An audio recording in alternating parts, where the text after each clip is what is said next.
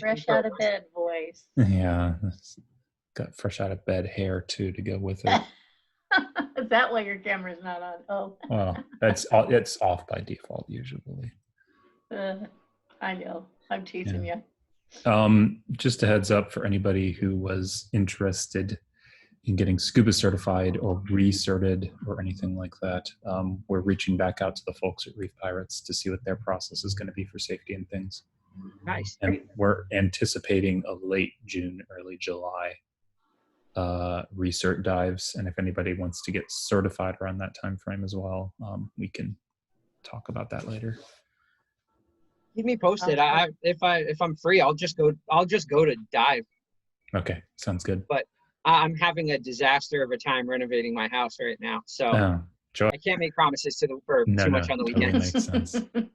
We are in the process of looking to buy a place, and that has been interesting. So, yeah, I hear you. He was driving home from his base in Florida. You've got NPR again, Steve.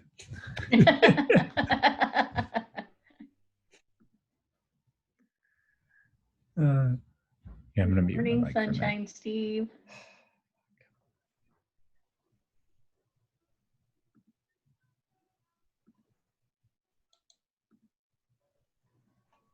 Hi, kids. Morning. Hi, Dad. Hello, sir. Aloha. Morning. It's my one chance in the week to wear my favorite hat. How you doing, Laura? Good. How are you? Yeah, doing well. I've been waving at you from the canal. Yeah, I'll bet. Yeah. I haven't been out walking in a while. The last couple of days I've been down painting the hull of Hiki. Oh, and good. we got the last transmission in 2 days ago. So sea trials maybe in a week or so, huh? A week to 10 days, Bob's thinking. Sweet. Awesome. That's impressive. Yep. Captain Bob isn't saying anything. He's lurking. Hey, guy. There he is. How you doing? His ears aren't burning enough yet. Right. Good. Just don't ask him about any of the piping down in the engine bays. The hoses that don't fit. Us guys. Oh yeah. Which I think is pissing off. And I know tough shit. I don't care. What is this? Hawaii. Ben's going to talk about Hawai'iloa, the structure. Which. Okay. Okay. But talk about the structure. Benji. Morning, guys. Morning. Morning. I just muted. I just muted Bob. I think he didn't realize he was not on mute. Just so you know. Probably a good call. Yeah, I'm gonna unmute him now so he knows. But just make sure he's got to put a quarter in the bucket on the table in HCC, right? You hold him to that. Yeah, right. Good luck with that. On the port hull, so if you can get that scraped, oh, I don't think he realizes. Yeah. Nope. All right. I had the greatest social Zoom faux pas. It was an all-staff work meeting yesterday. It wasn't me, but the one of the directors of the museum was on his phone, and you know how Zoom, it's hard to see if you're muted or not on your phone. And the CEO was talking about the plans for the museum, what's going on, and the director was like, "Oh yeah, I'm at this meeting now, but I something working after this." And everybody just stopped. Whoops. It was so hilarious. have you looked at, does he still have a job today? Oh, he's unfireable, but he's embarrassed as heck, I'm sure. Yeah, because I'm not the only one telling this story to everybody they know. Of course. And that is why Now you got mute something by on him. default. Right. Hey, Patrick, you haven't been to the barber in a while either, huh? You furry guy. Yeah. I can do that. Ben's getting ready for that cover of GQ magazine again, I can tell. He's shaving, he's got the haircut.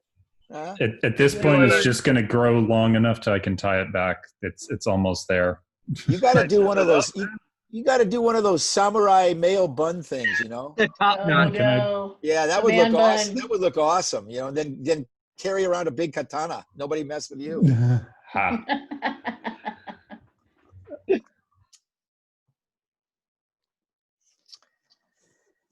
Hey, I've been talking to Mike and Larry. If anybody's interested, as part of my HMAR duties, I was looking for a hooked seal at Cayena Point, and I went in on the west side entrance. That is an awesome hike, you guys. It's 5 miles round trip. You've got 4 or 5 tide pools on the way, obviously on the ocean side, that are definitely swimmable. And the albatross fledglings, there's probably 15 to 20 nesting out there now. So over the next couple of weeks, guys want to go out on an early Saturday or Sunday morning, I'd be definitely up for it. So you went up from the Waianae side? Yes. Let's see. Yeah. From Hawai'iloa, that route. The Hawai'iloa side, yeah. Yeah, Yeah. 2.5 miles one way, but man, it is so awesome. beautiful out there. Yeah. It's awesome. The only thing is, you got to have a lot of water because there's no shade, and you definitely want like a lifeguard hat or a wide brimmed hat. You cook, but it's fairly flat, and it'd be awesome to hike out, maybe have a little lunch or something out by the lighthouse, and then swim on the way back. Anyway, I'll leave it up there. Oh my God, that sounds amazing. I can't even imagine that in DC right now. Hey, well, come on back out, Jen. You got a company office out here. There's some like mayhem in the, oh my God, that sounds Come on, Jen. Did you ever, Jen, when you were out here, did you ever do that hike? I did it from the Waianae side. Yeah, yeah. And it's gorgeous. Yeah, it's pretty amazing. Yeah. Jen, have you been protesting? What's been going on there for you? Oh my gosh, God. yeah. I actually, the big protest is right now. And I was like, no, I got to see my Voyaging crew. But like in DC, the mayor painted Black Lives Matter. Yeah. Leading up to the White That's House. awesome. She definitely is not a wuss, man. She's just pushing back hard. I love it. Yeah. I love it. Yeah. Every night I get text messages about like streets being closed because of protests and stuff like that. Like, I live just across the Potomac River from DC, but there's even stores in my area where things are boarded up, and I've got coworkers who are like, yeah, they were looting in my building, and yeah. Jeez. It's a mix of like really peaceful and a mix of like, oh my gosh, what's happening? But I think the media is definitely sensationalizing a lot of the violence. Generally, I think people want to try to be peaceful. Yeah, I think we've got at least 2 demos, one today and one tomorrow, out here again. I'm pretty sure Rex is going to the one today. Cool. So that'll be interesting for sure. Lukester. Hey, Luke. Wait, you said across the Potomac? Where across the Potomac did you say? I'm in Arlington. Luke, you're in What? I'm in Arlington. Which part? I'm in Boston. Where are you? I am right, where is this again? Where is this again? Boston is close to here, right? I'm like a 20-minute walk from there, I think. Wait, where are you? What is it? It's not Clarendon, right? What is it? What specific town are we in? He just says Arlington, so I don't know. Cool. There's a protest going on downtown.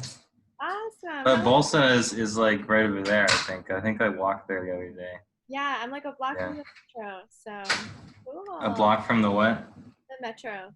Yeah, I think it's like a 20-minute walk from my mom's house. Oh, cool. Nice. Let me know if you want to meet up. That'd be super fun. Yeah, it's cool. I don't really know. I know like one person who lives in DC, and that's it pretty much. Yeah. Well, there's a guy with orange hair there that I'm sure he'd be glad to, if you'd vote for him, he'd be glad to meet you. Get shot by rubber bullets or real bullets. Yeah, and that would be a mild case. Too much. Okay, so what do you think, Mike? Should we go ahead and get started?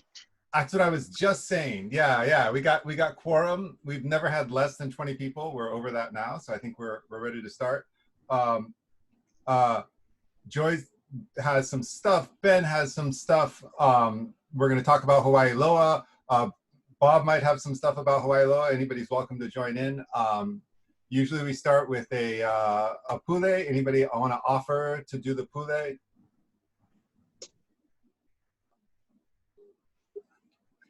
I did it last time, I think. So. I've exceeded my allotment, Mike, so it's got to be somebody else. Yeah. If somebody puts it up, I'll do it. Oh, I don't have it handy. Anybody have it handy? They could share the screen. I haven't done it in a long time. Let me see if I can We'll just do say it together. Okay, we'll just say it together. All right, yeah. Everybody unmute. We'll see how it goes. Unmute all, and it'll be clunky. That's gonna be that's gonna be kind of hectic. Yes, exactly. We'll just do a hectic one. Yeah, in a good one. Is it Mau Kau Kau? Is that how we begin? Sure. Sure. Mau Kau Kau. Hea e na maka o kalani e malio mai te leo ha leo ho mai e malo mai e mako a palekana a puka I ke a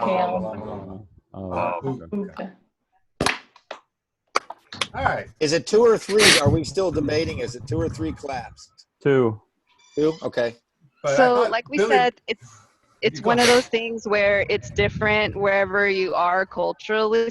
So for example, when I was on my Pacific Voyagers voyage, we always did 3 claps after a karakia or a pule. So I think it just depends. Okay. But that's, for some of you, is you know, like the commitment, right? Like, we heard you. What is it, Ben? We heard you. Like, we acknowledge you, we heard you, we're gonna hold you to it, or something like that. There's actually something to it, so. Okay, so do you guys want to go ahead and get started? I'm going to go ahead and present my screen, and then, yeah, we're going to have Ben talk through some things. I might jump in, and Bob, get ready, because we're going to ask you to jump in as well on these first couple of slides. I try to find photos. I wish I would have emailed you. I tried to find photos of, like, glassing, but it was just kind of hard to go through the archives and whatnot. Yeah, so I'm going to go ahead and share my screen now. Oh, it's disabled, Mike. I made you the host. It's weird. I thought I changed the settings, but you're the host now. Go ahead and you should be able to do it now. Okay, perfect. Thank you. Okay, let me know once you guys can see my screen. Got it. Okay. Okay, perfect. Okay, guys. So again, we're going to talk about Hawai'iloa today, but more so maybe just a little bit on the structure, current state, how it got there very briefly, and then we want to focus on some of the projects and tasks that we have. So I thought this was a really beautiful photo that I found. This was actually the photo that Olukai used for the Hawai'iloa shoes and slippers. So you can kind of take a look. So this is Hawai'iloa from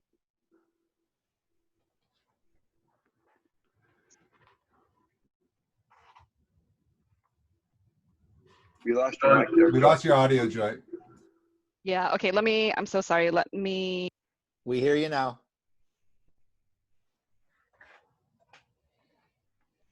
I'm gonna stop sharing my screen and change my audio. I'm so sorry, 1 second.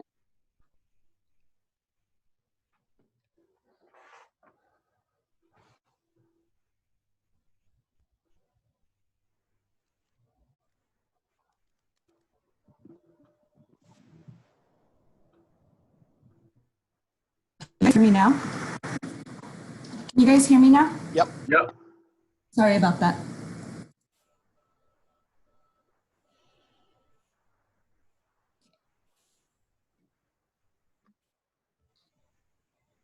Okay, so again, this is a photo from the early days of Hawai'iloa. So you can kind of see how big the sails are. You I mean, obviously these were the original mast booms and spars. Ben or Bob, do you guys kind of want to talk a little bit about any of the setup here in terms of comparing it to Hokulea setup and or Hikis, since that's some of the questions some people had? Bob, go ahead, Bob. Okay. Okay. Yeah. That. Good morning, everybody. Thank you for inviting me. Yeah, Hawai'iloa is I think even more traditional in certain respects than Hokulea is. If you look at the foot of the sail, it's much longer, and it doesn't have the curve boom that Hokulea has. If you can look closely, you can see that the forward mast and spar are bending fairly radically, and that was always of a concern. I've got to tell you though, I have never been on a voyaging canoe that had a better ride than Hawai'iloa. She really goes through the water very nice, and I'm sure all of you will have a chance to experience it. She's fairly low rigged for a boat this long and this heavy, but that's understandable. She's not a racing boat, and so I think that with the conservatism that was taken, it makes her quite safe. Because as you know, there's no watertight bulkheads in her, so we don't want to have a problem like Hokulea had in 1978. You want to add anything to that? So for example, I know what we used to do is we used to have the big bladders the big yellow bladders. I'm sure Uncle Brad remembers those. I saw you online, Uncle Brad. So we would fill those up with air and put those into the holes. And I think that was what was supposed to, try to avoid what happened to Hokulea. So that's all I had to add to that. Oh, and also I used to call this the Cadillac of the voyaging canoes, right? Because of the way that Hawai'iloa would cut through the water. So they would also call Hawai'iloa, I think Uncle John Cruz, who we had with us last week, nicknamed Hawai'iloa floating furniture, I believe. So. Does anybody know where this shot is actually taken in the ocean? No. I think it was Antarctica. It's a beautiful shot. It's really nice. Yeah. I can find out from Uncle Billy, because I'm pretty sure that Uncle Billy provided this photo, since this is the one that Olukai just used last year. So I'll let you know, Steve. That'd be great. Yeah, I just wanted to point out also that if you notice, there's no jib on. Yeah. So they were sailing Hawai'iloa without a jib, and I don't know, it looks like it's doing pretty good to me. So still wasn't traditional, something right? to keep in mind. Okay, I think that's it, Joy. Were jibs traditionally used? Did the old ancient people use jibs? As far as I could tell, no. Yeah.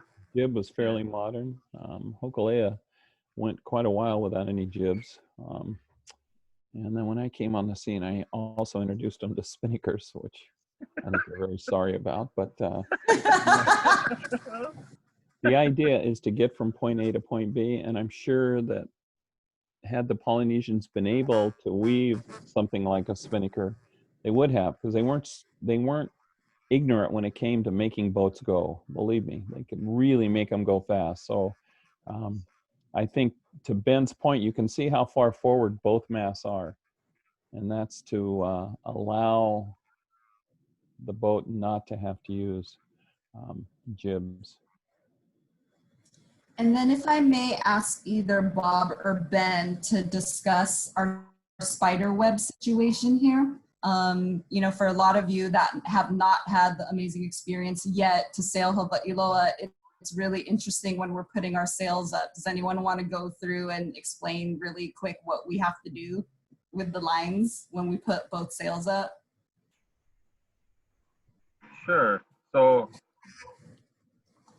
I'm not sure who here has sailed Hokulea or Hawai'iloa for that matter, but anyway, they're kind of similar.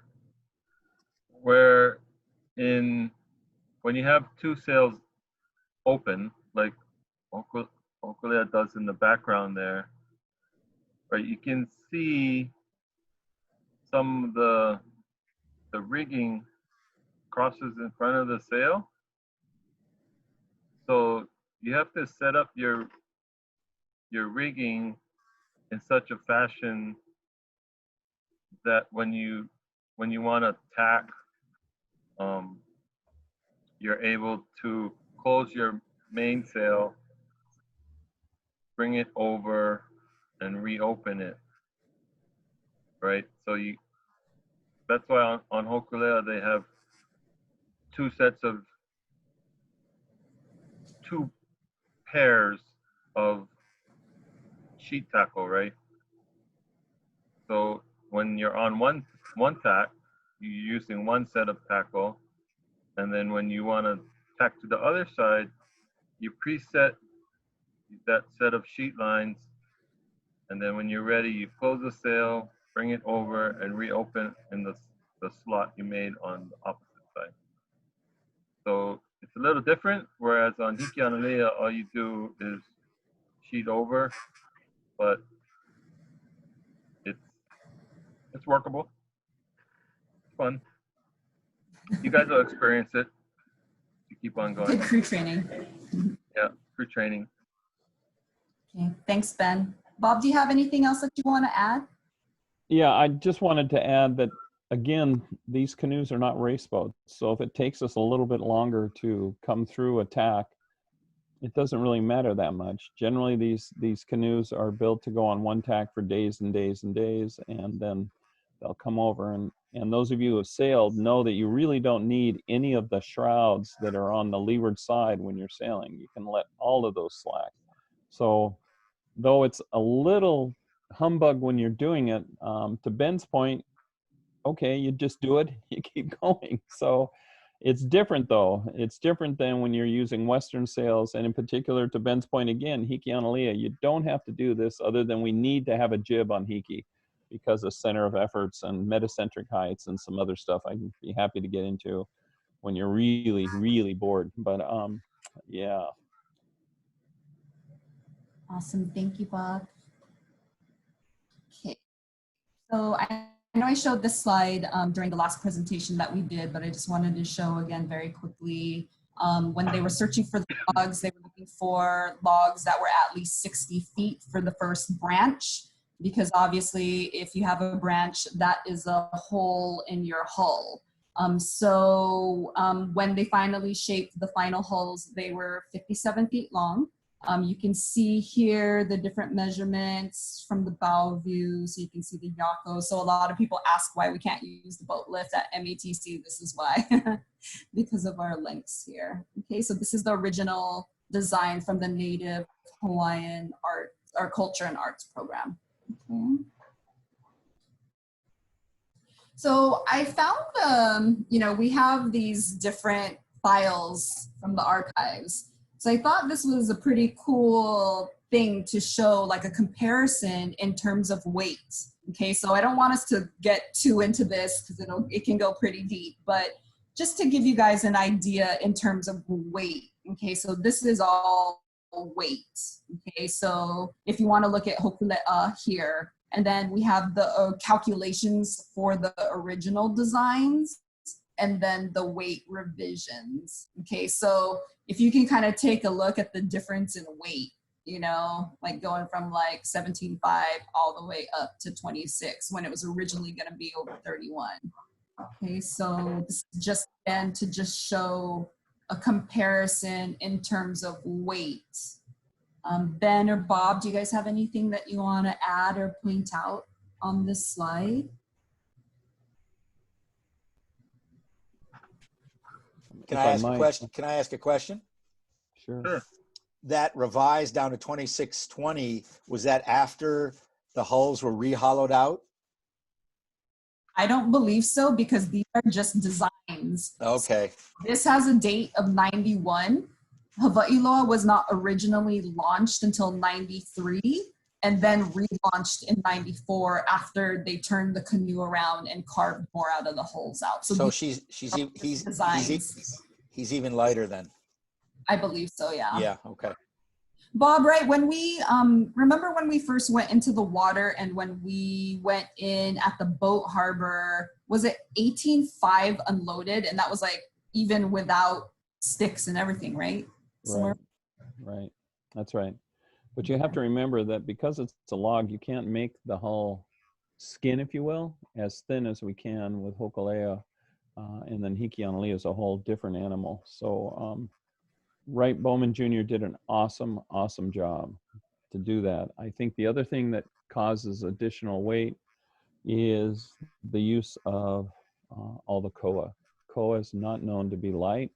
And those koa manus at each end really can aggravate the motion of the boat. But by the same token, it may give it the Cadillac ride that we're always talking about. So, and it doesn't seem to bother the boat. I mean, she'll go. So, yeah. And then Bob, in terms of, you know, just in terms of weight, you know, because part of what I wanted to go into after going through some of these different slides was I actually wanted to see if you could talk a little bit about the glassing of the canoe. Well, actually, let me do this. Okay, so I'm going to go ahead and go here really quick. Uncle Brad Cooper, who was on the board around that time, do you want to, before we have Bob talk about the glassing, Uncle Brad, do you want to share any type of mana'o or mo'olelo regarding the struggle that the friends had to make the decision to glass the canoe, if you wouldn't mind, because I know that you used to be on the board at one point? Yeah, I know that there were several meetings where, you know, people were kind of, how are we going to do this? Okay, how are we going to proceed? Because the intention was all natural materials is what purpose of the making of Hawai'iloa. And then we're going to glass the hulls. So there was a struggle, but I think at that particular juncture, okay, at that point, we knew to get it back into the water where it should be and to be sailing. We couldn't keep up with the patching of the cracks. And it was a good choice, I think, that eventually to be able to get it back into the water and start sailing again, that we finally, you know, kind of realized we had to do the glassing. But it wasn't something that was easily decided. Okay, there was a lot of debate back and forth. Okay, yeah. So maybe does that help a little bit? It does. Thank you, Uncle Brad. Sorry to put you on the spot. Mahalo. And then Bob, if I could pass it over to you, we would love to have you share a little bit about the story of you and your big involvement with Hawai'iloa, literally, you know, helping to bring the canoe back to life. Can you share a little bit with us about that? And especially particularly how much weight was added with the hulls being glassed? Sure. I have to give you maybe just a little bit of an education. I was with Rudy and Barry Choi when Nainoa came to us, I believe it was in '90, and gave us a picture of a log and said, can we look at designing a hull out of this log?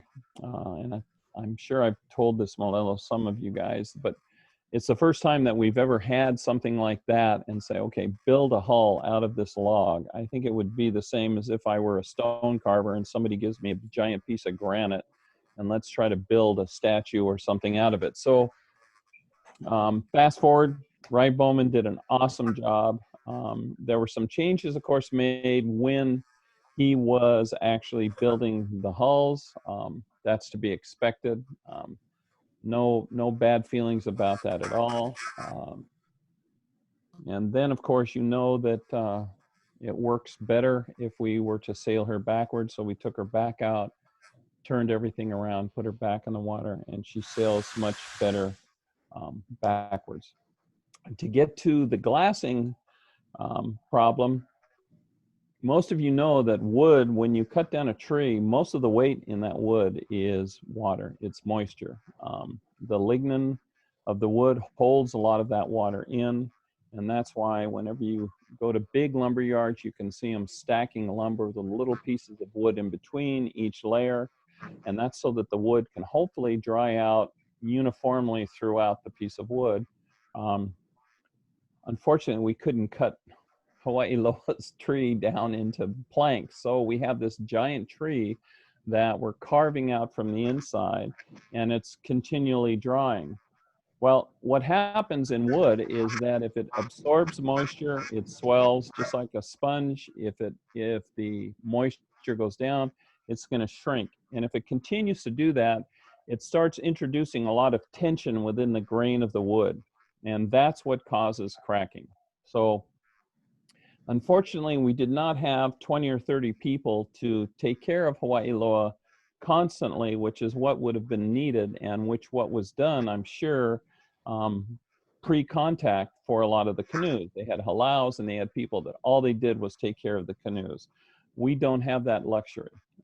And though the canoe was built as traditionally as we possibly could, we didn't have the maintenance to maintain it traditionally as it should. So as Brad was talking about, we started having a few discussions on how to resolve this. Well, again, if I can go back to a little bit of theory, if we can keep the moisture content of any piece of wood down around 15%, it won't swell and it won't shrink. It'll stay dimensionally stable.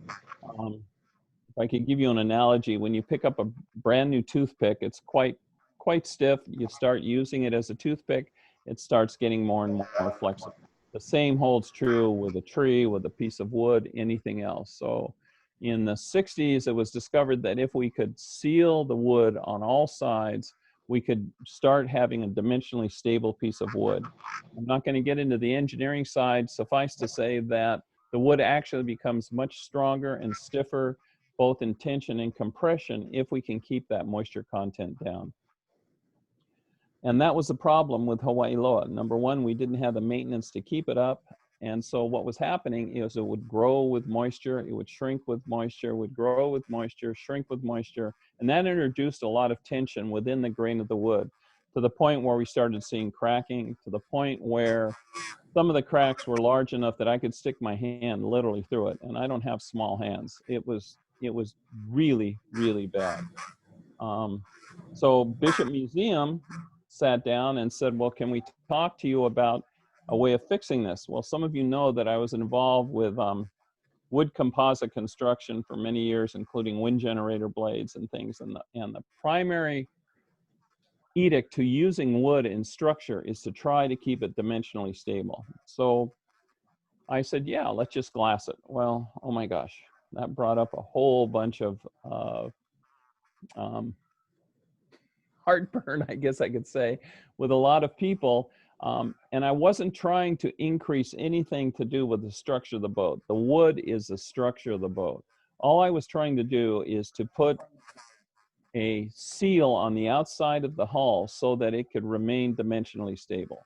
So once we fixed all of these cracks and put new wood in there, and then we could seal it, hopefully it would stay dimensionally stable, and then it wouldn't grow and shrink, and then we wouldn't have this cracking problem occurring over and over and over again. A lot of conversations, a lot of meetings. I absolutely understand the idea that, you know, we're trying to keep it as traditional as possible. Unfortunately, we don't have the maintenance, we don't have the budget to have people work on this boat every single day to try and keep it as traditional as we can. So we have to do something, or it's not going to go back in the water. That was my bottom line. They finally acquiesced, and we decided that we would glass it. So I fixed the hulls. I put a fiberglass fiberglass cloth on the inside of the boat. It has a special characteristic to it. It's laid at a bias so that I can try to compensate for the grain of the wood on the inside. And on the outside, I used a synthetic material called Dynel. And the Dynel is able to stretch and grow a little bit, because I knew even though we sealed it as best we could, there was still going to be some motion within the wood itself. So I wanted to be sure that I tried to take that into consideration. So basically the idea was to create a prophylactic around the wood. And basically that's what we did. Everybody agreed to that. Once the hull structure was repaired, then we put this fiberglass and Dynel on the inside and outside.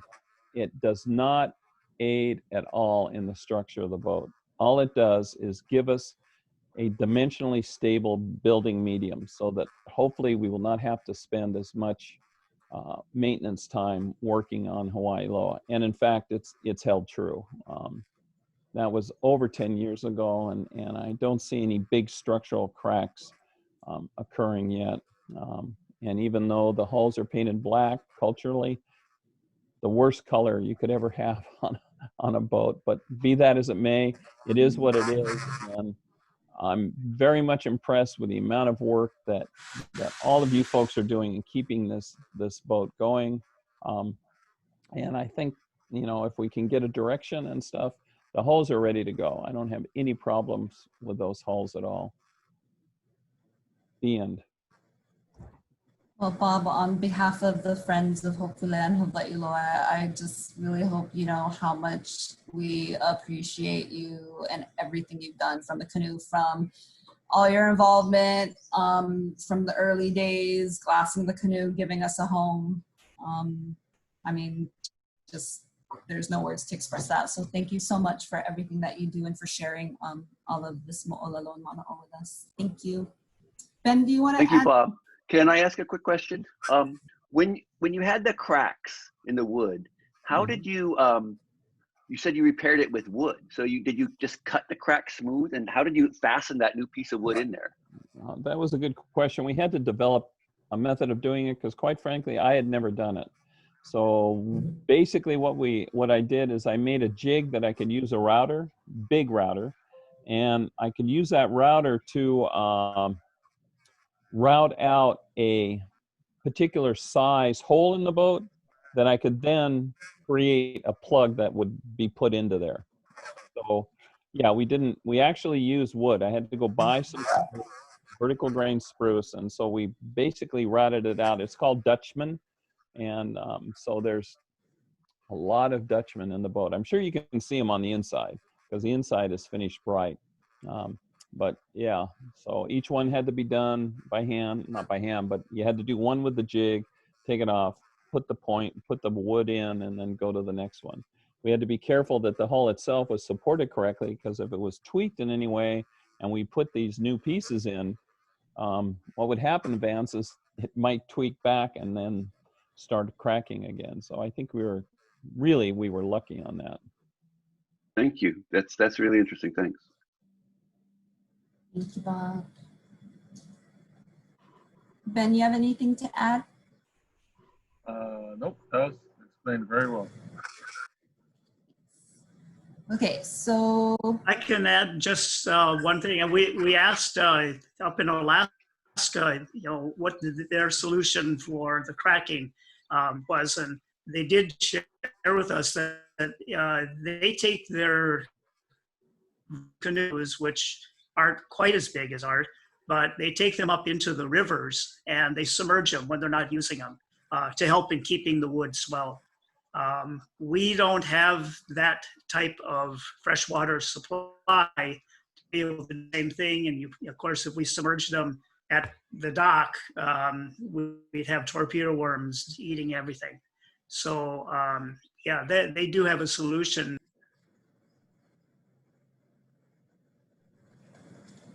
wow, that's great to know. Thank you for sharing that, Uncle.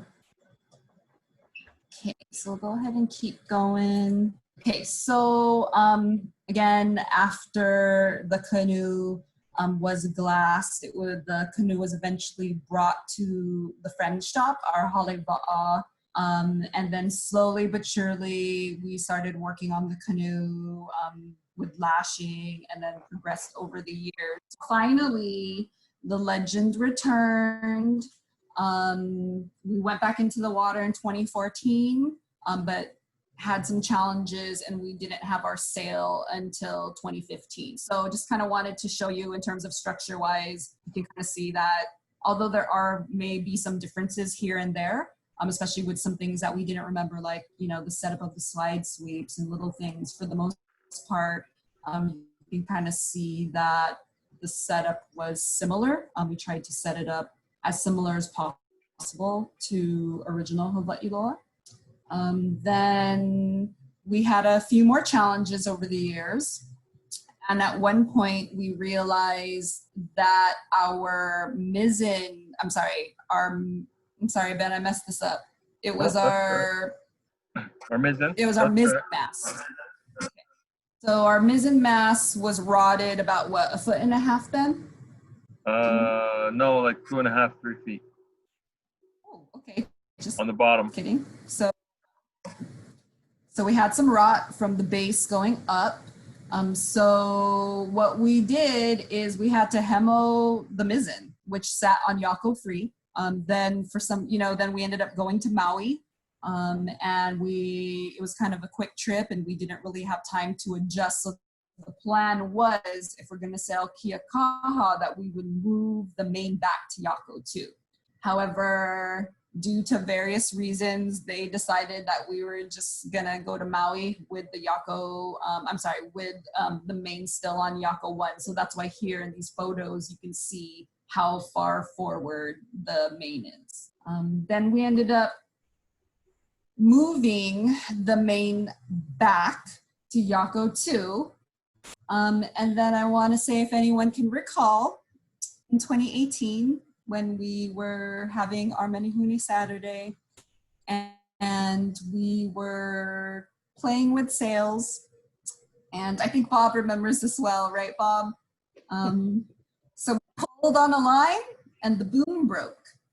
So before the canoe was taken, before the canoe was taken out of the water for Hurricane Lane in 2018, the last sail we had was actually June 3rd. So everyone who was on this sail, we have not sailed Hawai'iloa since June 3rd of 2018, which made me really sad when I realized that today. But if you can see here what we did, we were able to take the sail, flip it upside down, and we sailed boomless, So this was the last way that we sailed Hawai'iloa, okay? So just kind of wanted to show you guys that. Bob or Ben, do you guys have anything that you want to share regarding the changes and the transitions of our setup with the different challenges we faced? I think the changes were due to the challenges.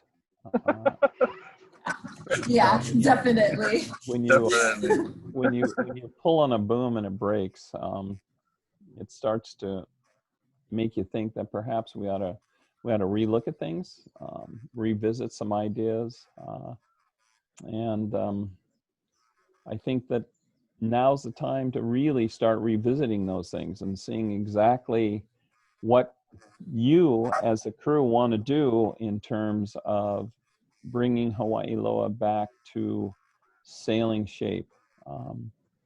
And I'll support you as best I can, and I'll help you in any way I can. But I think you, Billy, Joy, Ben, all of you folks have got to make that decision, whichever way it's going to be, and then forge ahead. Just keep banging it out, because that's the only way it's going to get done. So what we did is we just said, well, let's just flip the main around and we'll use it upside down. And guess what? It worked. So there she go. Yeah. And we have a jib here, right? Before we didn't fly jibs. Now we're flying a jib. So yeah, I think the head. Yeah, and then the next thing we did is we moved the front point of the jib forward, right? So that we could get it out in front a little bit more. Exactly. Right. Okay, so I think what we're gonna go ahead and do is move on to current state. So I know this isn't really the most beautiful photo, but this is the reality of where we're at with Hawai'iloa right now. So again, thanks Bob for allowing us to have a space and a home right now. So I'm gonna pass this over to Ben. Okay. So I'm gonna just do a overview of what needs to be done. You wanna switch it out, Joy?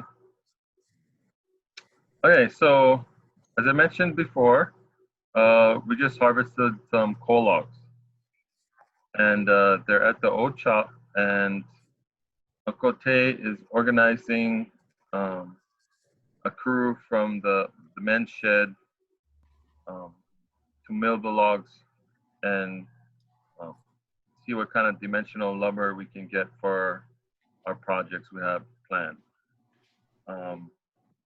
So our first order of business when we're allowed to is to get a crew down there to help Uncle Tay and get all these logs taken care of before they're poho.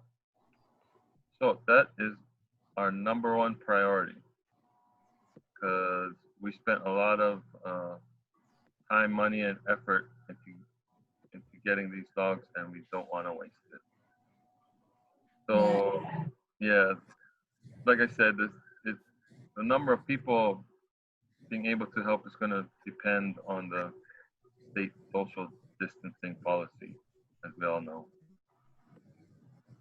Next one. And I just wanted to add again, everyone, that this is a really important mission because when we had our 2017 Hard Rock Cafe fundraiser, the mission of that fundraiser, the main intent, the purpose was to raise money to be able to carry this project out.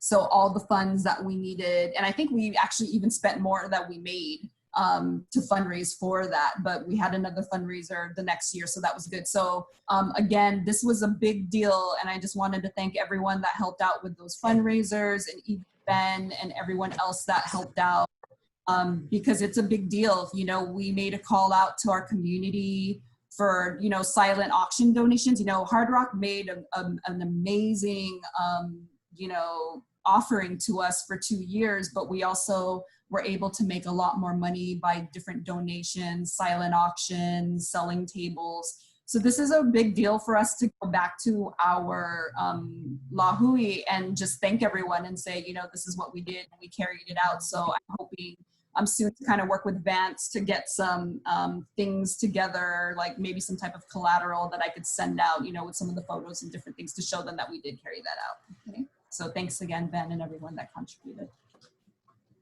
Okay. All right, so our major projects, the first undertaking will be to complete Yako #3. We have to finish shaping the ohia poles that Uncle Billy was able to procure for us, and then we'll have to install it and relash it. Before we can install it and relash, Gary and I have noticed that some of the vai were bug eaten when we were inspecting one day.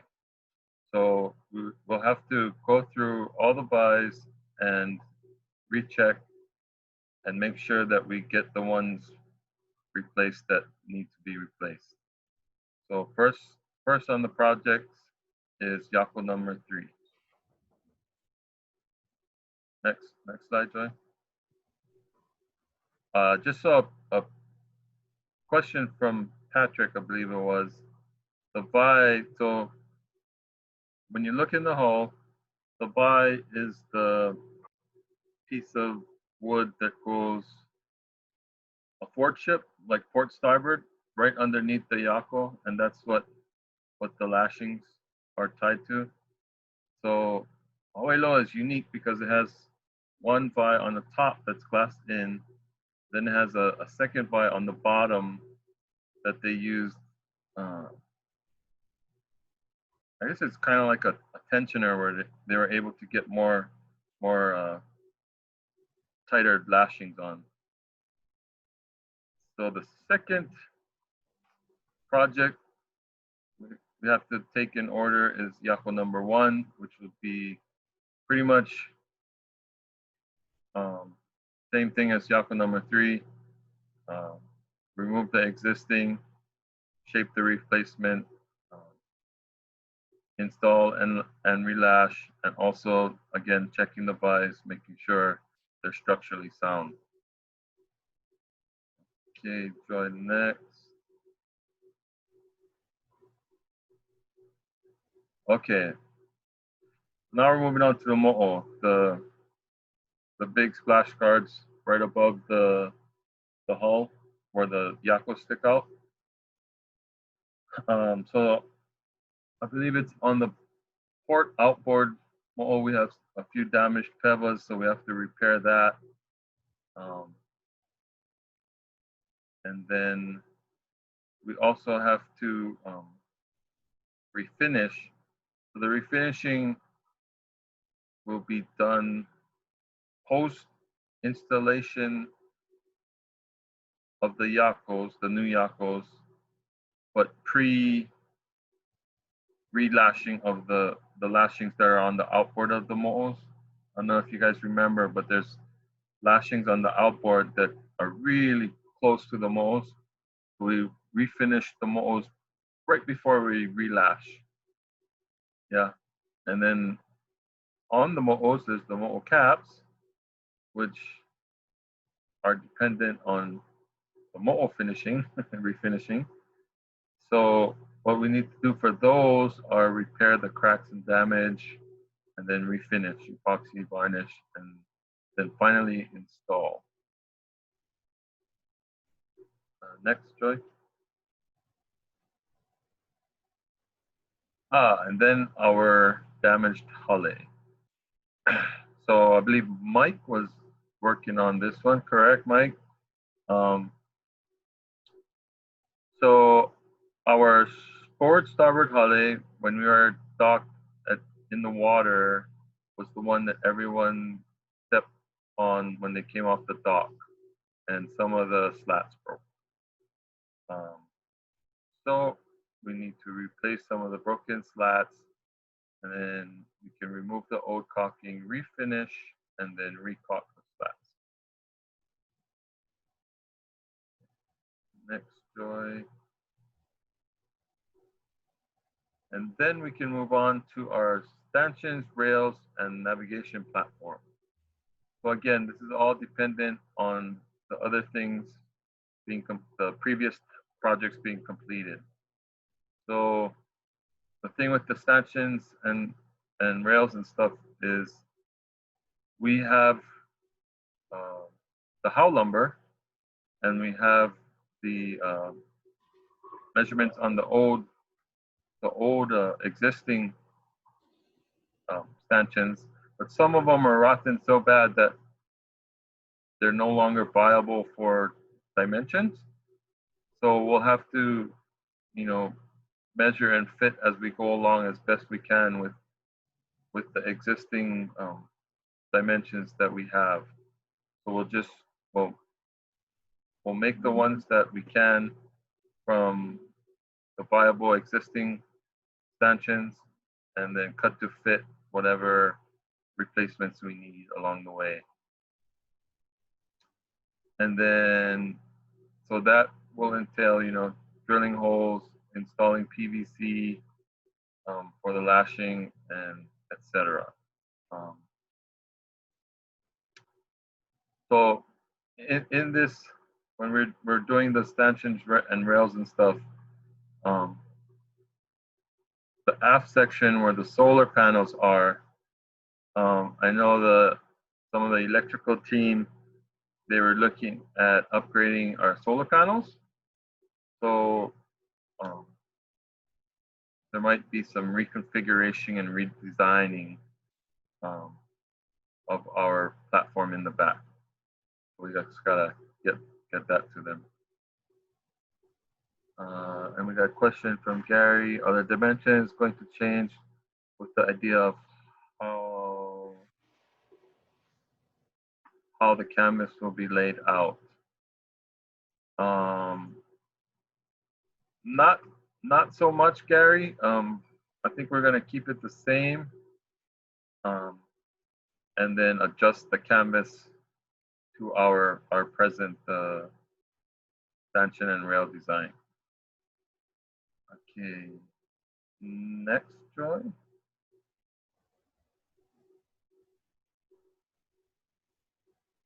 So our canvas. Once again, canvas is dependent on completion of the stanchion and rails and nav flat and mo'o caps and the hale. So I've made some designs on a canvas hale, and pretty sure I'm going to be asking Bob for some advice on attaching this thing. But when we get to that point, we'll, design and figure out all these little things, and then we'll ask Munch and his gang at North Sail to manufacture and install. Pretty much it's going to look similar to Hokule'os. Okay, Joy?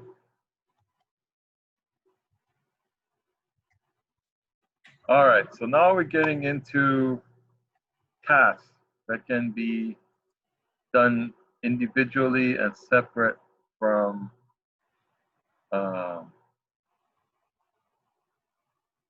the previous projects. So the previous projects all need to be done in sequence so we can get to the canvas. But these next tasks we can do independently, and I don't know about anybody's situation, but maybe some of these can be done at home. People can take some of these things home and do it. So the first is the heiau, and I believe Steve and Rich were starting on this project. Yeah, we didn't get very far. Yeah. So the main thing would be. Want me to reach out to him, Ben? I just talked to him yesterday. I mean, he's got stuff going on, but if he could get back into woodwork, he'd be happy, I'm sure. Yeah, that'd be great. But we're going to, after that conversation with Bruce last night, we're going to be resource constrained at HCC, right? What it sounds like. Yes. So it would be a matter of maybe moving that over to his place and try to do the work over there. I don't know what he's got for tools.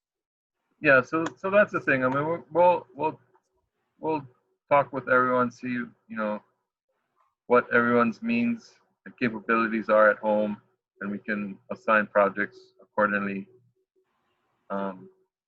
We can also figure out other things out. We'll figure other things out. Anyway, I'll reach out to him today, Ben. Okay. Okay, sounds good. Thank you. And if I could also add to, so we do have a board meeting this afternoon as well. So maybe that's something like what Ben said, we could also talk to the rest of the board. We are working with the men's shed. We technically, I think we still have some things at the holiday, but also we can also look to see what we have in our inventory on that as well. So thanks very much, Steve. Yep. So the heiau needs to be deconstructed and a new one manufactured, because I found some bug holes, and I'm worried that the internal structure is no longer safe. I want to build some new ones. So we'll be deconstructing, manufacturing new ones, and finally installing. Okay, next drawing.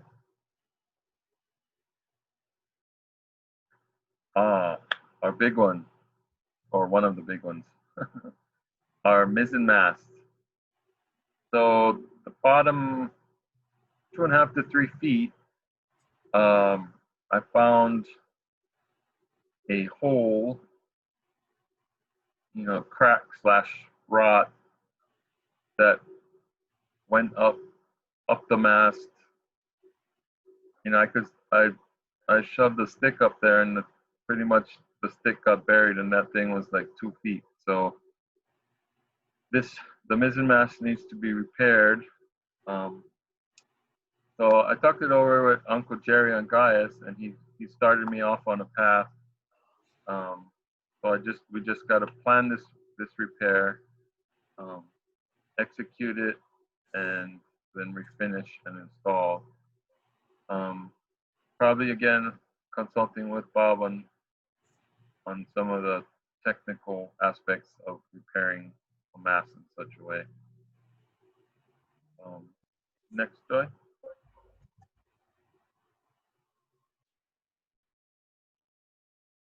The main boom. So we need to make a replacement because our other main boom broke, as you all know. Won't go into that sad story, but it is what it is, and we move on. So we just got to make a new one. Next, please.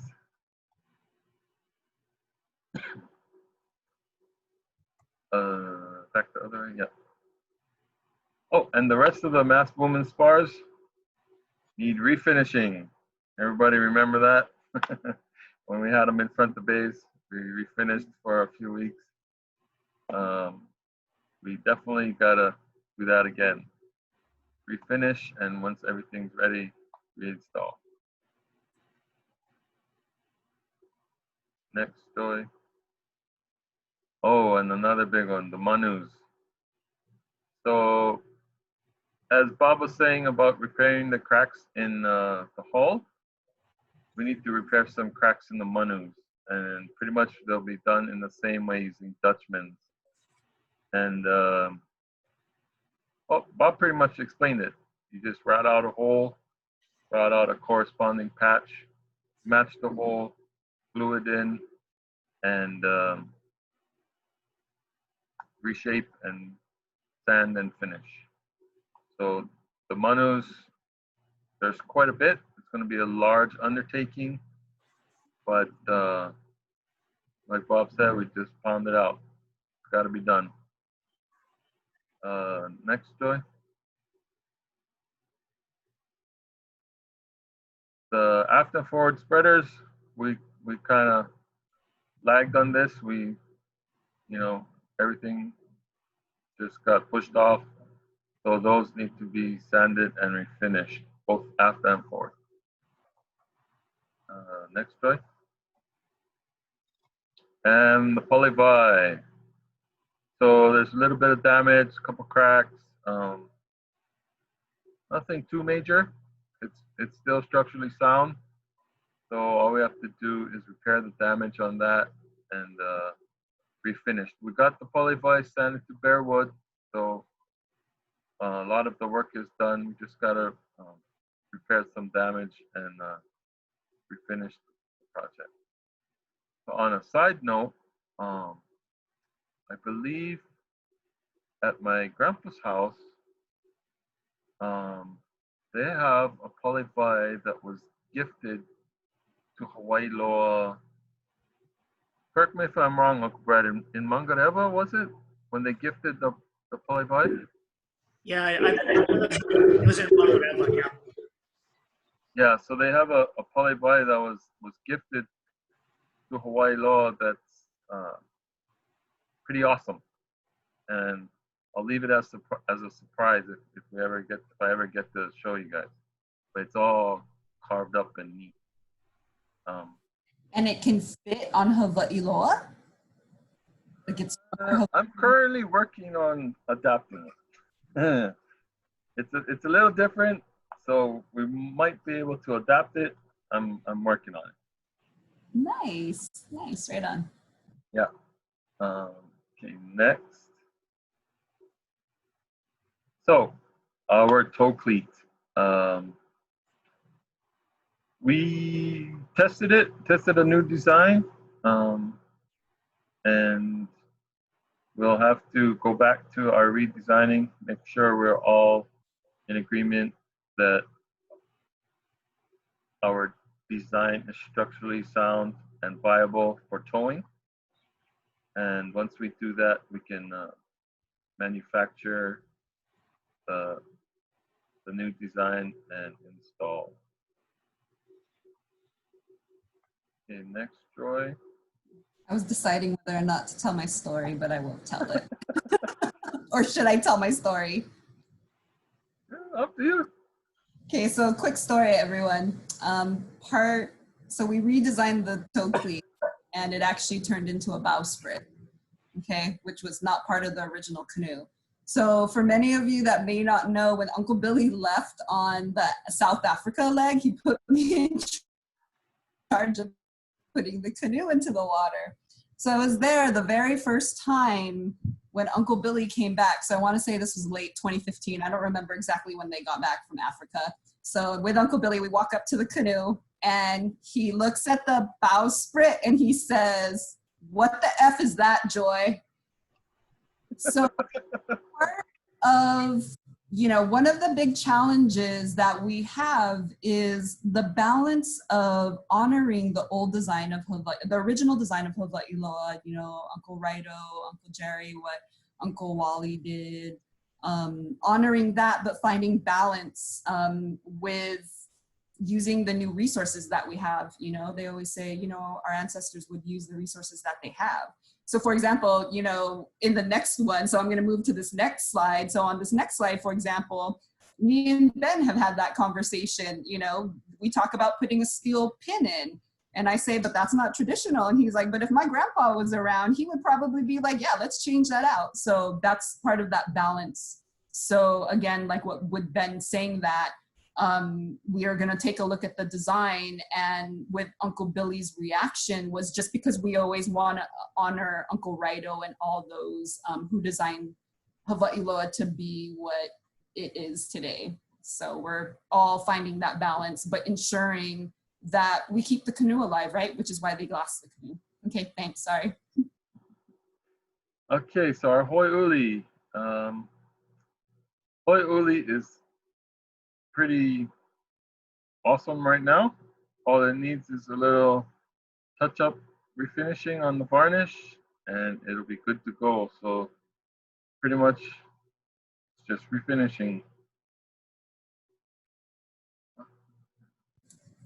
And I'm going to add that for those that are not familiar with the Hawai'iuli of Hawai'iloa, it was actually carved by Ben's Tutukane, which is very special. Uncle Wally Froseth, who we went over in the slide, who was one of our master canoe builders that we had.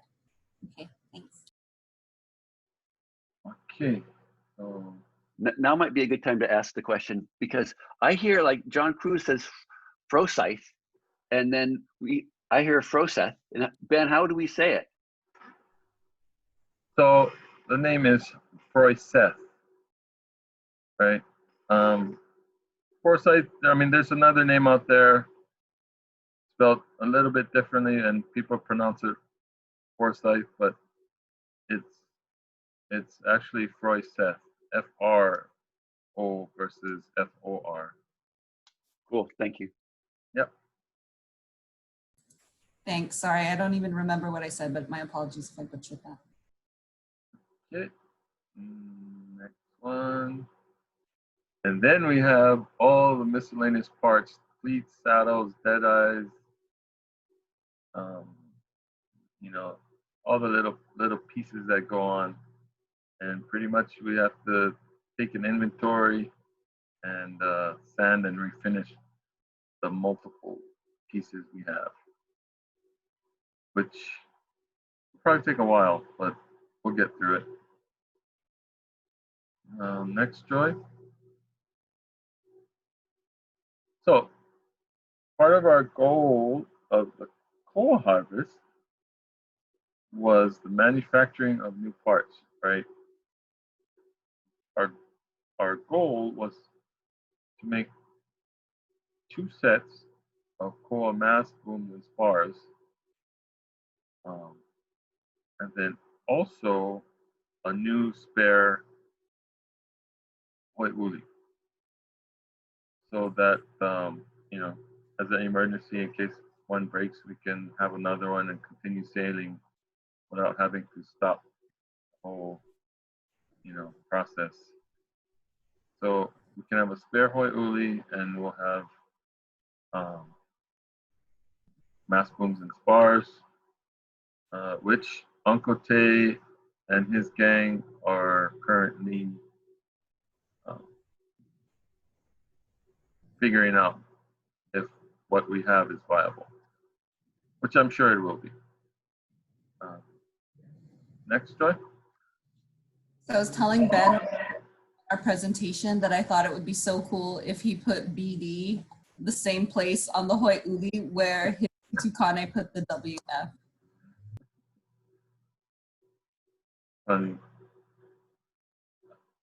Yes. So our future plans, Alaska 2022. So all this work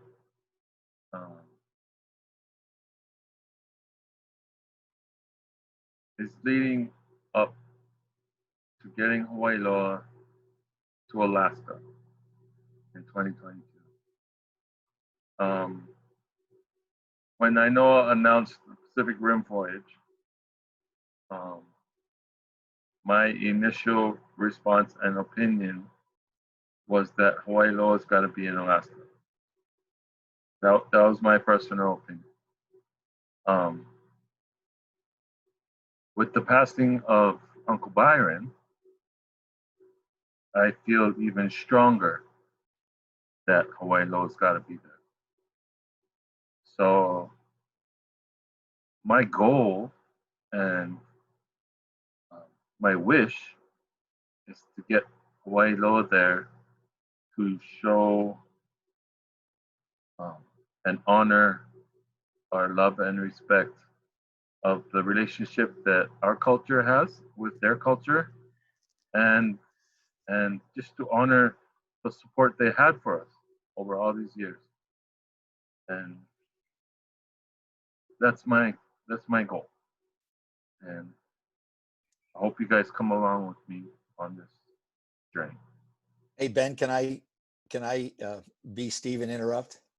Mm-hmm. What would really help, and not to belabor the point because Bob brought it up before, I think most everybody on this call comes from the Hawai'iloa Ohana, right? And we'd all like to support. The issue we've got is getting leadership to prioritize the time.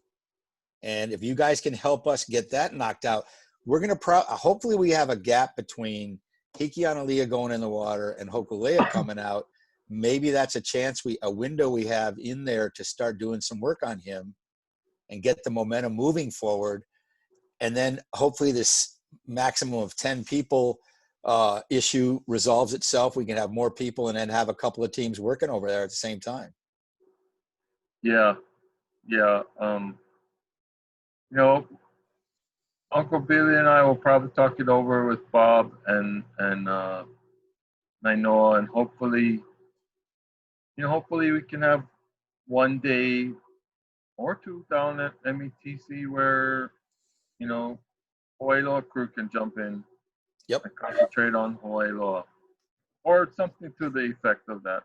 I mean, we'll have to figure it out logistically with Bob and PVS, but we'll figure it out.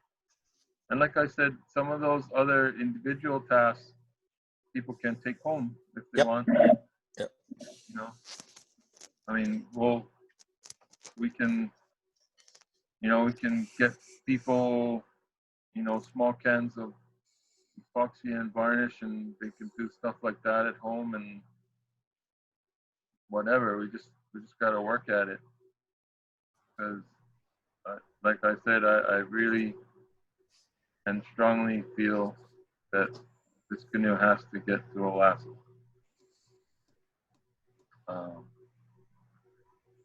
Was there anything else, Joy? Sorry, was there any other slides? Oh, this is another awesome future plan. So I believe the last session, Uncle Billy said he wanted to get into going back to the original project proposal, and part of that was La Hala Sales. And we've actually been, Uncle Billy has been talking with people, and they've been researching, and this little black and white photo on the right here Joy found in our records. Yeah, Joy? So you want to talk to this photo a little bit?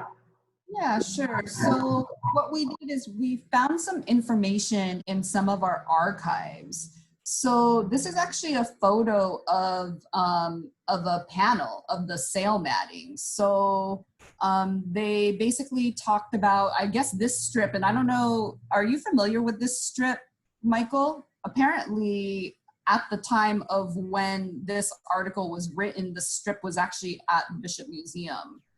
And it was supposedly 34.5 feet long, 9.2 inches wide, and the plating, it said that it was 7.5 wefts to the inch. So they're kind of looking at the different plating techniques.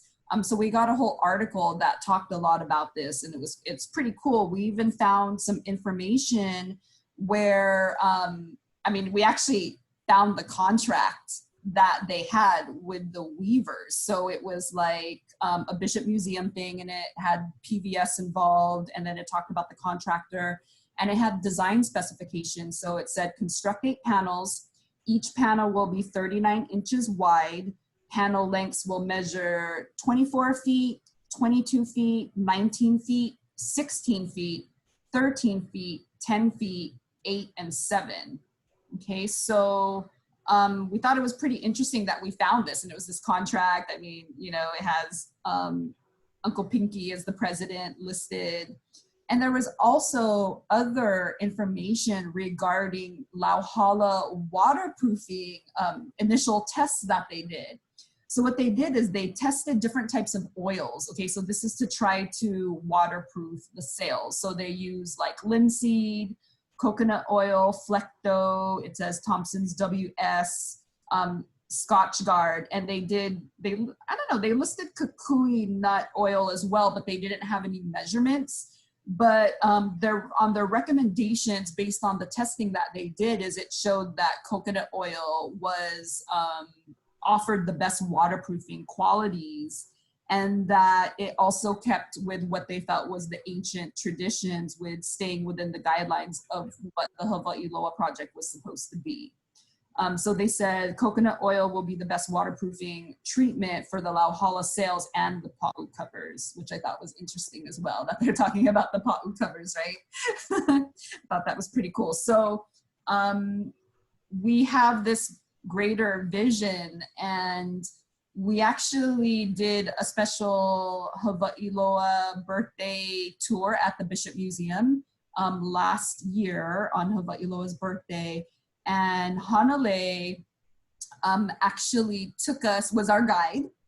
And it was really nice because, you know, we invited him to have dinner with us, and we kind of went around the table and talked about, you know, what does Hawai'iloa mean to you, and different kind of things that we talked about while we were in the hale having dinner where Hawai'iloa was built. And he actually came and joined us. So he was able to kind of sit around the table and hear some of the core crews share some really special mana'o.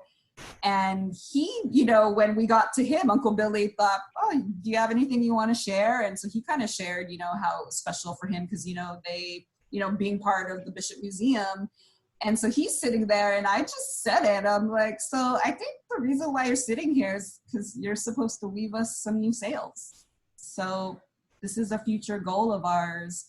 But because Hanale is, you know, works at the Bishop Museum, we're looking at it as a bigger project, right? And a big, big project, obviously. But again, another goal to work towards to kind of get Hawai'iloa a little bit more traditional.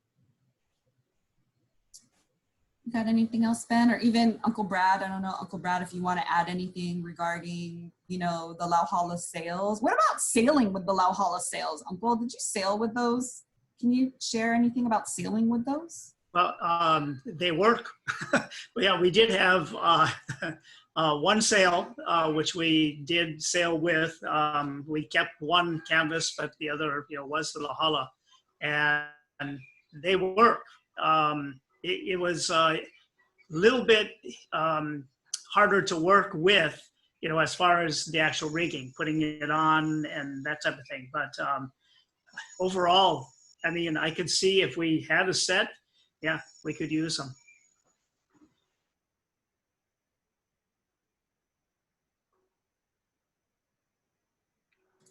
Mike. So what were the biggest issues with them? What happened eventually that made you guys stop using them? Well, it was actually, as we're getting closer to the voyage, number one thing is safety. And I think the biggest issue was if something were to, happen with like a good wind, they rip, we didn't have the capability of repairing them. So I think as it got closer to the voyage time, it was really a safety issue. It's even the lashings, the overall lashings, we started with Senate. Many of the lashings were actually with Senate, and then we had to take them all off and replace them with the nylon cord because of safety issues. And I think part of that might even be Coast Guard, restrictions and that type of thing. But yeah, it really was dependent on how practical it was to actually be sailing a long voyage with them. In olden days, they had the skill to repair. We don't. We had the experts actually making them. And because of that, we just, again, safety is an issue. We went to the canvas. Thank you, Uncle. And then Mike, do you have anything to share regarding because the sails are obviously still at the Bishop Museum buried somewhere, right? Do you know anything about its whereabouts? Yeah, they're not buried, but they are in storage. They're in the collection, the ethnology collection, which Marcus Hanalei is the current acting collections manager. So he's basically in charge of the sails right now. He showed me the one with the hole in it. One day when we were wandering through looking for something else, he just pointed it out, and it's in the collection area, but it's folded into squares and has been for probably 20 years. So I can't imagine that they are, you could look at them for the design, but I don't think they're usable in any sense of the word. And he would want to redesign them anyways. He is currently, Hanalei is one of the great master weavers of all of Hawaii. So he would be the guy who would lead that charge, and I think he would probably need to be on the crew as our sail maker and fixer for when we sail with Lauhala sails. But the bottom line is, yeah, the Bishop Museum has them, or at least the one with the hole in it. I've seen that one, and Hanalei is in charge of them. Awesome, thanks, Mike.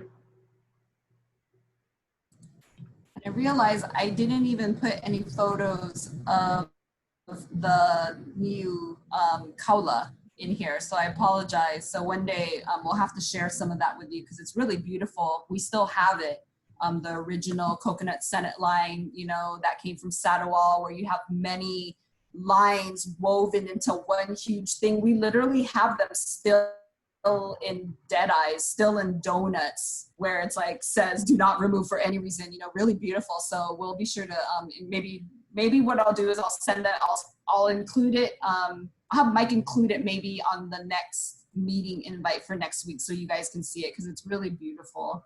Okay, and then maybe one day we can show it to you guys in person if ever we're in the same place where it is located.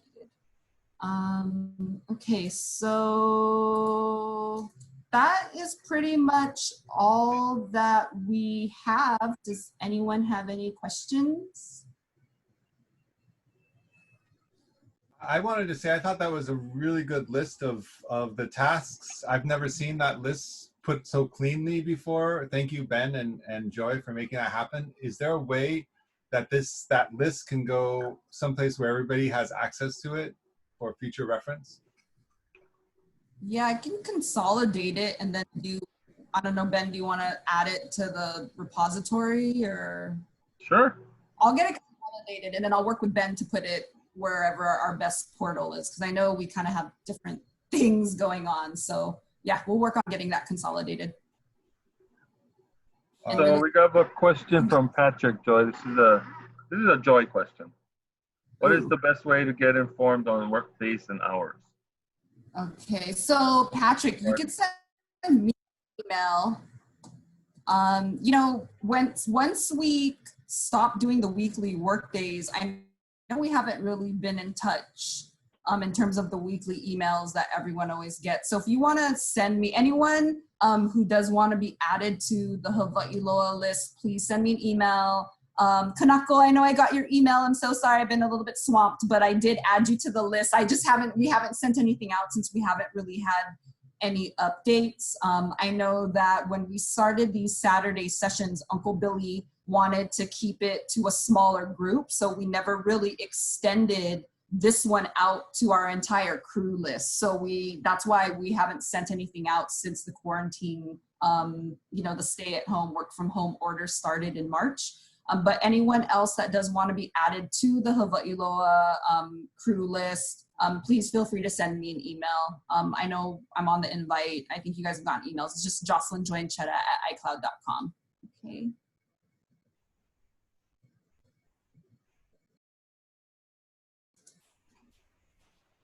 Okay, anyone else got anything? You can just say it out loud. You don't have to type it if anyone does have anything. I just have to say how beautiful Hawai'iloa is in that picture. It's just spectacular. Truly, thank you for capturing that, Vance, because we wouldn't have gone out on that sale on Valentine's Day 2016. And we wouldn't have had our first, was that our first? No, it wasn't a jive. It was our first tack, right? When we did our very slow tack, for anyone that remembers. I know, I was going to ask about that last time. It was a slow motion tack, if anyone remembers that. We made it around. We made it around. That's the main thing. And last time we tried to do a tack, we weren't able to do it. Why was that? Why couldn't we tack?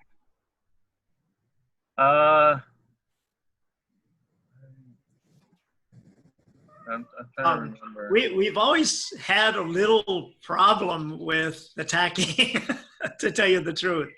Part of it's the weight distribution. To get to the lines, you got to be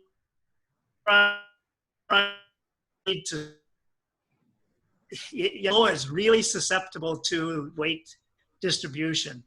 And one person walking forward will actually pull it into the wind. So, yeah, it is a challenge. And with all the spider web and all that on the sails, it's a real challenge to do the tacking. It always has been. Interesting. Thanks.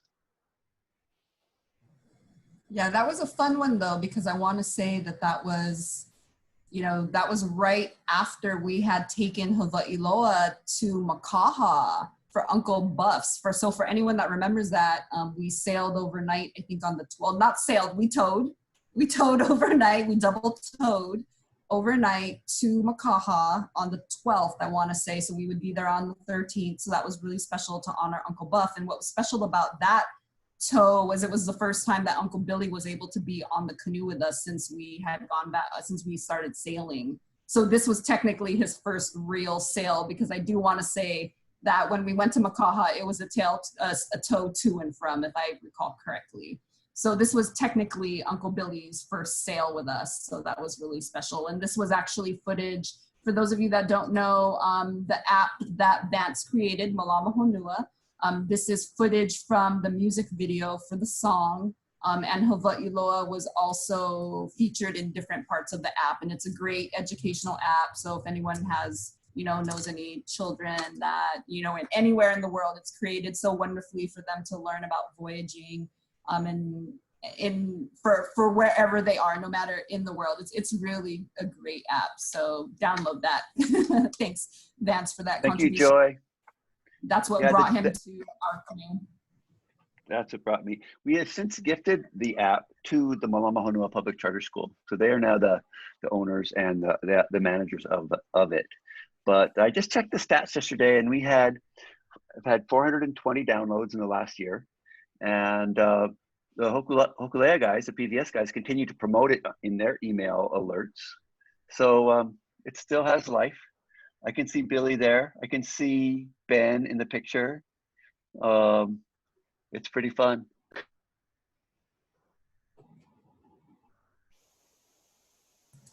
I don't know if you guys can see my cursor, but you can see a lot of people in here. You could see the kids up in the front that were in the music video. I think that that's Kelly right here. I can see myself with the white hat. It was a really nice day. You know, who else wouldn't want to spend Valentine's Day with a Voyaging canoe? Damn right. That's just Anyone else have any questions? Well, and you know what? I think I see Mark Kimura on here, and Mark Kimura always tells this story. I want to say it was like it must have been 2014. Yeah, 2014, maybe 2015. It was Valentine's Day. And all of a sudden he goes, wow, you Hawai'iloa crew people, you guys gotta like get out more, because he said that he's seen 3 or 4 of us all hug Hawai'iloa, and we were like, happy Valentine's Day, we love you. I don't know if Mark remembers that, but Mark yeah, Amundsen was on there too, and his daughter was also with us. Yeah, you could actually see them on the Hoi'uli steering. But yeah, guys, that's all we have right now. In terms of the rest of the month, Keahi Omai has said that he would love to join us. And so for Keahi Omai, he was recently given the Po Navigator title, which is a great honor. And, you know, it's really nice that he would be willing to come and share with us. For those of you that don't know, Keahi spent a lot of time sailing Hawai'iloa and the sea trials when we talk about the four men crew.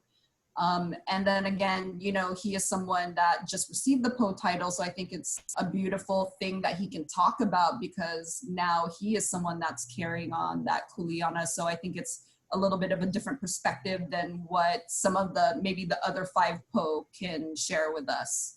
And Keahi often, whenever we do, you know, we do our OK Kai series 3 or 4 times a year at the OK Kai. So he's someone that always comes to do some navigation for us. So he has agreed to do sometime this month, but he's still looking for a date.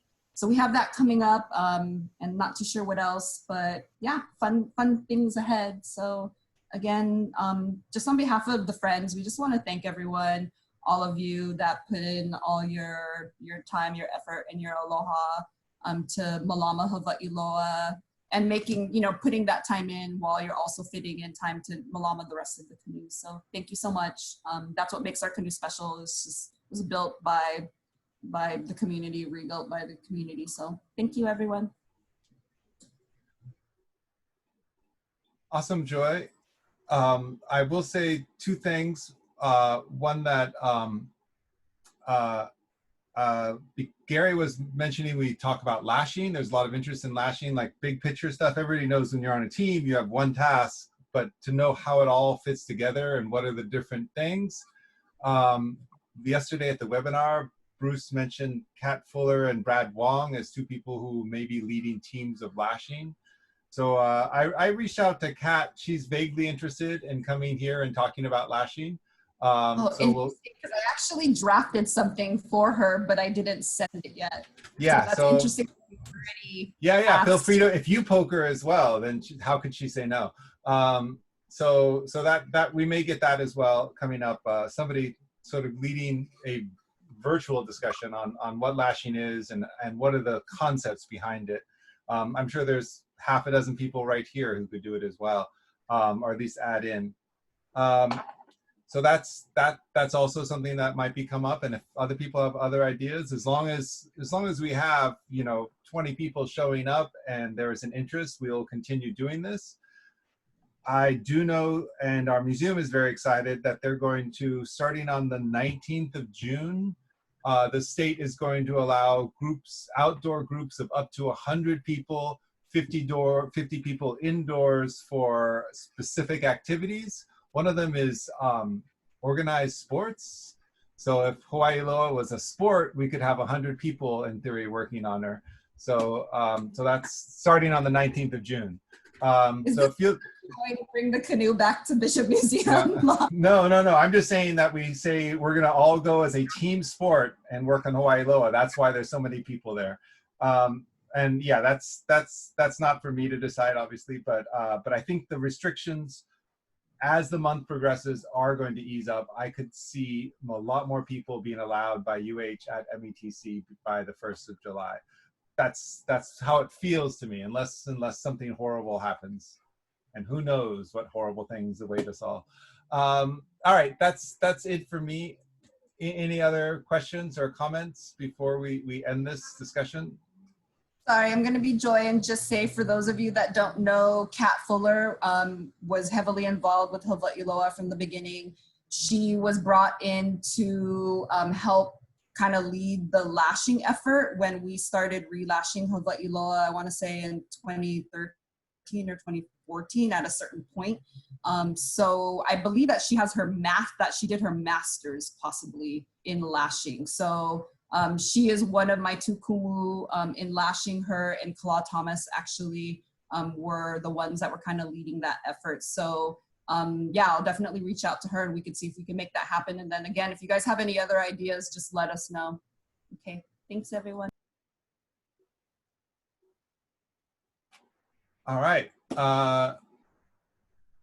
Yeah, anybody want to do a closing of anything they want to say or close this out? Sure. Okay. First of all, I'd just like to thank everyone for joining us in these meetings. I know for some of you it's rather rough not being in Hawaii, up on the East Coast, or like Saki out in New Zealand, freezing her butt off. I don't know if you saw her, she had a beanie and everything. I was like, whoa. But thank you guys for joining in and all your support. Bob, Uncle Brad, thanks for helping us out, passing down the knowledge. And thank you everyone. Good to see your faces. That's all I got, Mike. All right, thank you, Ben. All right, aloha everybody, and as usual, I'll stay on for a few minutes if you have any particular questions or comments. But otherwise, have a great Saturday, and I'll see you all around. All right, see you guys. Aloha, everybody. Everyone, be safe. Take care. Bye, Jen. Bye. Bobby, the best. Mahalo. Hey, Mike, I just wanted to mention that I'm reaching out to the Reef Pirates folks regarding scuba certifications and other information in that regard, what their safety process is going to be for people who are interested in doing that. And as soon as I get more info, I will send that out to folks so you all can know. Oh yeah, I think I brought that up at the webinar. I think it was one of the webinars, and I know it was like, please learn. Oh yeah, scuba. I remember. And then Bruce said that in particular, Hiki is going to have a whole scuba requirement for inspections because they want to be able to do repairs and inspections for scuba. So they're going to have a whole scuba setup plus science. So, or as they say, I think it's like this science. So yeah, I'm all in. I want to be part of the team scuba for PBS and Hawai'iloa. Okay, awesome. I just sent them an email this morning, so as soon as I hear back on what their safety protocols are with COVID and all that stuff, and how they're handling reopening and sanitization of equipment, I'll forward that info on to everybody. Cool. All right, have a good day, everyone. Awesome. Hey, everyone, take care. It was good. Joy, I thought that went really well, by the way. Yeah, I thought that was very well organized. Yeah. Oh, thank you. And you know what? I'm glad that you just went ahead and put structure and all those things into the email, because Ben kind of didn't want to do it. I'm like, well, Mike already put it in, so let's. It was a copy and paste. Yeah. I know, and it was kind of funny because I started it. He sent me his notes, so I started this. But I work like 12, 20-hour days, like every day, literally, no joke. Yeah. Like I slept at like 1:30 I worked until like 1:30 last night, and then I was gonna start it, and I'm like, forget it. So me and Ben had set up a meeting at 6:30, so I just got up at 6 to kind of throw, you know what I mean? Oh jeez. So 6. No, I mean, like I had started this already. Like I did, he had sent me all his notes, you know, but just kind of to tie in some of the other things. But you know how that goes. Oh, I thought it was so great. Thank you, everyone. Yeah. Mm-hmm. Thank you. Thank you, Joy. Okay, Yeah. Thank you, Michael. We'll talk. Aloha, everyone. We're gonna see. I think